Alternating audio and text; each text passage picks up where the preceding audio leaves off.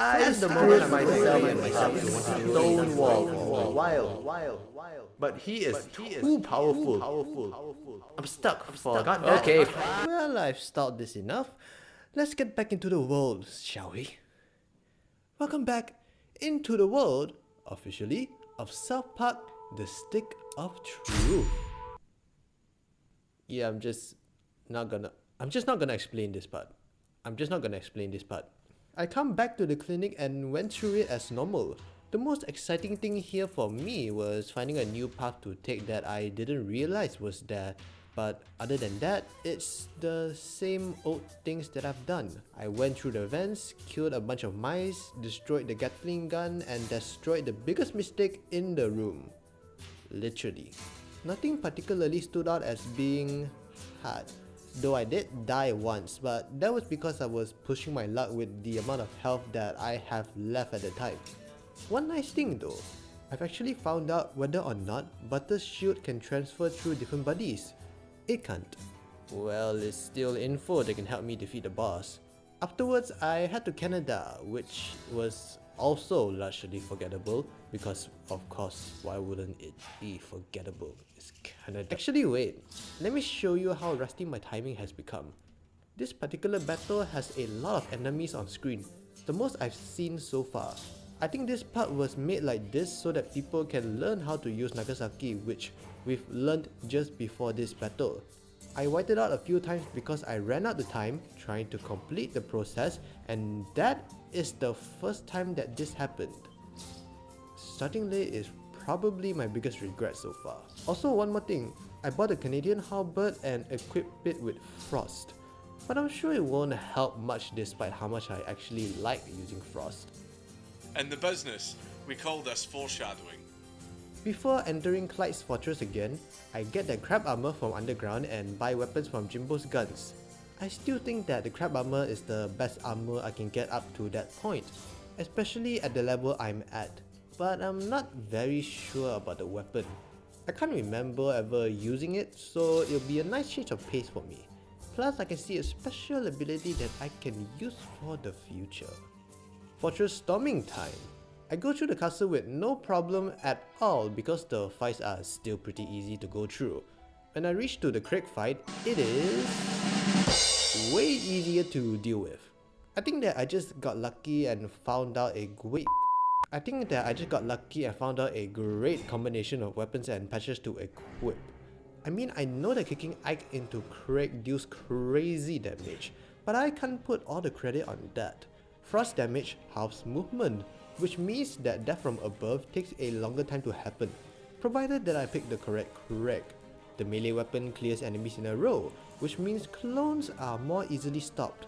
Ranged weapon deal enough to one-shot clones and attack 2 targets.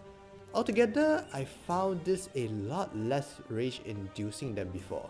I did still mess up though, but only twice this time. That's still pretty good. Time to move on! Ah, sick, dude! Can't you pick somebody else to be your buddy? Okay lah, good point lah. Give me a while, okay? The journey to disarm the Snook is not that hard to deal with up until the fight with the Sparrow Prince. I don't know what differences there was between the last time I fought it and now, but it was so much harder this time than before. Now, I remember dying when facing it last time, but when I faced it now, I had to reset a lot more. Actually, I think I know the reason.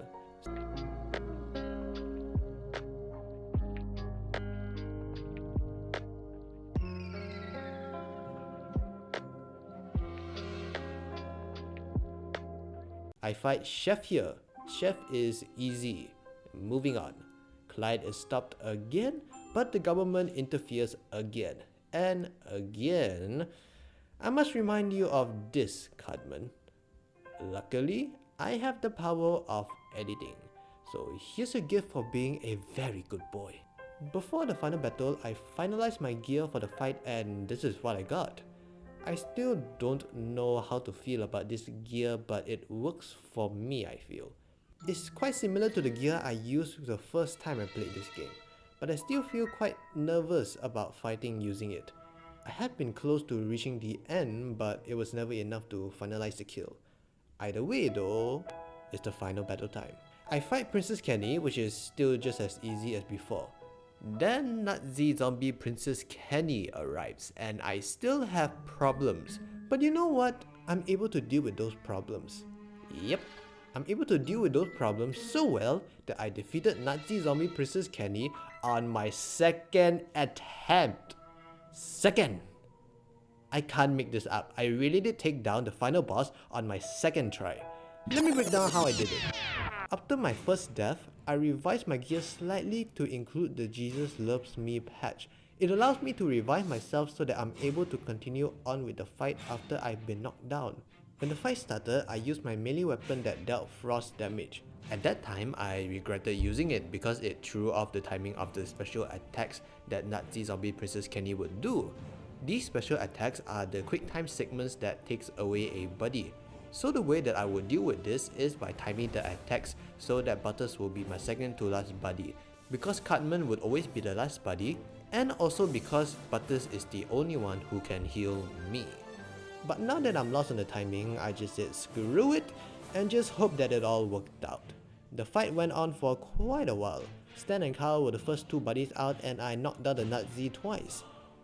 Then Butters' quick time event activated, which was the one thing I did not want to happen.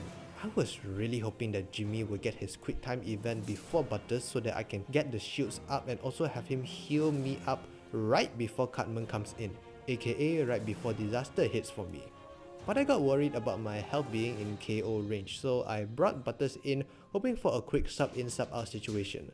At this point I was slightly annoyed with myself, but you know what they say about people who took long breaks. They have a tendency to say screw it. Now I have Jimmy with me and I concentrated on dealing as much damage as possible. I was stressing out the entire time wondering how am I going to survive this fight. But I didn't have to worry about it because eventually this cutscene played, which was the biggest shock for me. If you've never played Stick of Truth, you might not know this, but if this cutscene plays, it kinda means that you've won, provided that you still have enough mana in you. This is the final recap, I swear. Let me bring you back to my old thought process. When I played through Stick of Truth for the first time, I thought that the only way to defeat Kenny was to fight Kenny until all the companions except for Cartman have their quick time events, after which the previously mentioned cutscene would just play, provided enough rounds have passed. I thought that I could just stall until the cutscene gets played basically, but as it turns out, I was wrong. What I really needed to do was to knock out Kenny 4 times, once as Princess Kenny and 3 times as Nazi zombie Princess Kenny. I wasn't sure whether this was true or not, so I redid the boss battle, this time with items. It'll be too annoying without it, so just excuse me for doing this. I did 2 runs, one where I didn't knock out Kenny and the other where I focused on knocking out Kenny. On the run where I couldn't knock out Kenny, I straight up couldn't trigger the cutscene. I lasted a fair amount of time in there and I just died eventually. When I did the run where I focused on knocking out Kenny, I triggered the cutscene before all the buddies came in. And thus my science experiment ended with a clear conclusion. Now back to present time. Cartman tells me to break the gentleman's oath and give me a clear opening so that I can fart on Kenny's balls. Which means that I'm gonna be put up for adoption, but I'm sure everyone can forgive me. Everyone is cured now and the town goes back to normal. That marks the end of the campaign, but we are not quite done yet. Because I would like to visit them now, as I promised myself I would. Look at this, y'all. A new kid's coming to the forest to have a soul save. Yay! The forest creatures are always very nice.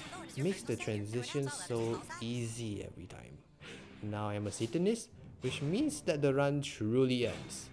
That was quite a fun run, can't really lie. Like I said in the first video, the game is quite easy to go through, so having these restrictions forced me to think a bit more this time around. It's not the hardest thing to finish, but I can't just go airplane mode when I'm playing it. That said, I'm going to be open to whatever new Nuzlocke videos that I can make regarding the Stick of Truth. If you enjoy watching this kind of video and watching me suffer more, then tell me what runs you might want me to do. I might consider it if I care enough to look at your comments. But for now, I'm off to get grounded. There you are! We've been looking all over for you! See ya. Bye.